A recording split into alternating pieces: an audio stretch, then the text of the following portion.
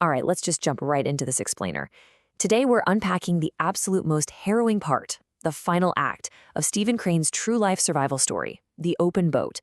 We're picking things up right where four incredibly desperate men, a captain, a cook, a reporter, and a hardworking sailor named Billie, have literally been battling the ocean for days. Their ships sank in the middle of the Atlantic, they're crammed into this tiny dinghy, and we're looking at a raw, unbelievable test of human endurance. I want you to really picture this for a second. Imagine being stranded out there in this tiny lifeboat. You are freezing to the bone, you're completely exhausted, and then you realize the absolute hardest part of your journey hasn't even started yet. Think about it. If you were inches from rescue, how would you actually survive the night? I mean, you can literally see the shore. You can see a small house, a lighthouse silhouetted against the sky, but the tide, the howling wind, and these absolute mountains of water are just completely conspiring against you. Man, this part just hits you right in the gut. The injured captain delivers this emotional punch that sets the stakes immediately. He looks at the others and asks them to send news of his death if they don't all make it. It's a sobering moment of absolute clarity for these guys. They're staring at that static, unmoving lighthouse, tantalizingly close to the coast of Florida, yet the violent, churning waves around them could swallow their tiny vessel at any second. The contrast between that distant safety and their immediate, terrifying danger is just wild. Now, to really understand the sheer physical toll of this situation, you have to realize what it actually takes to stay alive out there. These men have to constantly row. They are pushing their bodies so far past the point of basic human exhaustion. It's crazy. The sailor and the reporter are taking turns, literally just pulling these heavy, soaked wooden oars through massive, unrelenting water. And the kicker? They know that stopping for even a single second means the boat is going to capsize, and they'll all drown. And then, just as they finally approach the shore, this incredibly cruel irony unfolds. They spot a man, a hotel bus, and people waving coats on the beach, right? It feels like salvation was finally happening. But instead of a rescue operation kicking off, there is this massive, tragic miscommunication playing out right before their eyes. The people on solid ground and the men fighting for their lives in the surf are experiencing two entirely different realities. So, the men in the boat are desperately signaling for their lives. The captain is frantically tying a cloth to a stick. But those tourists on the beach? They literally think these guys are just a couple of fools out fishing for sport. One guy waves his coat, another waves his hand to say a cheerful hello, but nobody actually sends any help. Can you even imagine the pure emotional frustration of fighting a literal life-or-death struggle, only to have onlookers treat it like a casual spectator sport? You can practically feel the existential rage here.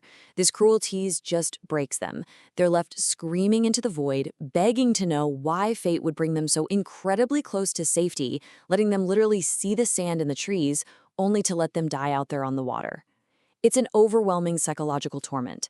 I mean, to be permitted to come this far just to drown, it feels like a sick joke played by the universe. And the sheer helplessness of it is absolutely crushing. From here, time just slows down to an agonizing crawl. Hours bleed into the late afternoon, and as the sun inevitably disappears, the horrifying reality sets in. They're going to have to survive the freezing night entirely alone. The temperature plummets, the wind picks up, and those unhelpful people waving on the beach, they completely disappear into the shadows. That tiny, brief window of hope just slams shut.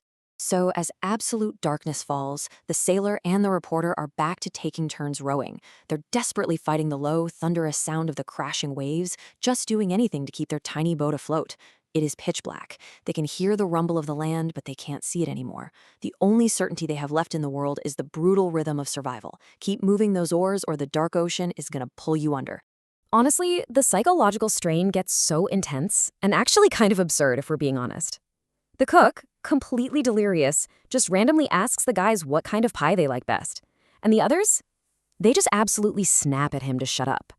But it's such a profoundly human detail, you know? These guys are freezing to death, they're starving, and the mere mention of comfort food, of ham sandwiches and warm pie, pushes their already fragile, exhausted minds right over the edge. Eventually, human limits just give out. As the exhaustion peaks, the sailor, the cook, and the captain finally collapse into a deep, desperate sleep right in the bottom of the boat. And this leaves the reporter entirely awake, utterly alone at the oars, staring out into the pitch-black water. And guess what? A new, terrifying threat is waiting out there. The whole dynamic suddenly shifts from this shared struggle to an incredibly intense solitary nightmare. Picture this, you're completely isolated with the elements. All of a sudden, this loud swishing sound breaks the silence of the dark sea. A huge fin speeds past like a shadow, leaving a glowing silvery blue trail right there in the black water. He is trapped in this tiny wooden shell, quietly pulling the oars, absolutely terrified of waking his friends or provoking the massive, unseen beast that's circling literally inches away from him in the abyss. And your mind does weird things when you're terrified, right? Paralyzed by this profound isolation, the reporter suddenly remembers a childhood poem about a dying soldier in Algiers. He deeply empathizes with the quiet sadness of dying far from home.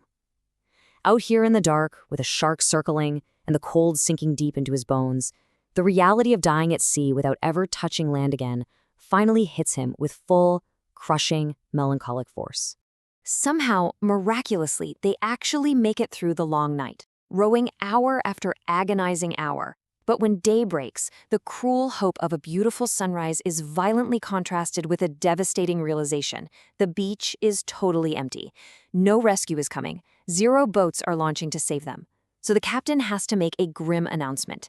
They are completely on their own, and their strength is 100% gone. Knowing they're going to be way too weak to save themselves if they wait even 1 more hour, the captain dictates a final, chaotic strategy.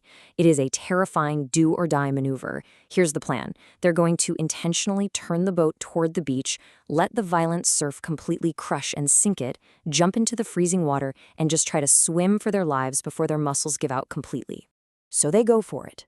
And as they approach the beach, a massive, violent wave climbs high into the air and crashes down with unbelievable, deafening force. It hurls all 4 men directly into the freezing, churning ocean. The boat flips completely over. The water feels like ice. Absolute chaos takes over. There's no more planning, no more talking, just the raw, desperate instinct of the human body fighting for a breath of air. Right here, we are pulled straight into the reporter's panicked, frantic mind. An ocean current violently drags him back out to sea, pulling him away from his struggling friends. He is so tired, he can't even stand up in the water. Every single wave throws him down, and the relentless undertow is just dragging him backward. And then, the terrifying thought hits him. Am I actually going to drown? Can it really be possible? But then, out of nowhere, the current miraculously shifts, pushing the reporter inward. And suddenly, a man on the beach strips off his clothes and charges directly into the freezing, violent water to help. It's an incredible moment. A total stranger who just happened to be on the beach spots the disaster and actively risks his own life, battling the crashing, unpredictable surf to reach these drowning men. And what happens next is just an unbelievable display of true leadership. The captain is injured, clinging to the overturned boat with just one good hand. And what does he do? He completely ignores his own safety. He actually waves the rescuers away from his own body, directing him to go save the exhausted reporter instead. It really makes you wonder what true brotherhood looks like when death is staring you right in the face. Even broken and drowning, the captain's first instinct is his crew. So the reporter is finally dragged to the safety of the sand, feeling like he's been dropped off a roof. But his brief moment of relief is instantly shattered. The brave rescuer suddenly stops, points to a horrific sight rolling in the shallow water, and yells out in shock. The struggle, it turns out, is not actually over. It's Billie the sailor, the strongest swimmer, the guy who had tirelessly rowed them through the absolute darkest parts of the night, lies dead in the surf. It is such a gut-wrenching, deeply unfair reveal. The man who arguably did the most physical labor to get them to the shore, who basically carried the weight of their survival on his back, is the only one who doesn't survive the final landing. It's just a crushing injustice. And the sheer irony of the aftermath is heartbreaking. The surviving men are immediately swarmed by helpful locals bringing blankets, dry clothes, and hot coffee. It's this flood of warmth that came just minutes too late to save their friend. Think about it. Just yesterday, the shore offered them nothing but confusion and false hope. Today, it offers everything a survivor could want, but the ultimate cost has already been paid, as a still, dripping shape is carried slowly up the beach. By nightfall, the chaotic energy is completely gone. Billie's body is carried away. The remaining men are left standing on the calm beach, listening to the wind and the unbothered, eternal voice of the great sea.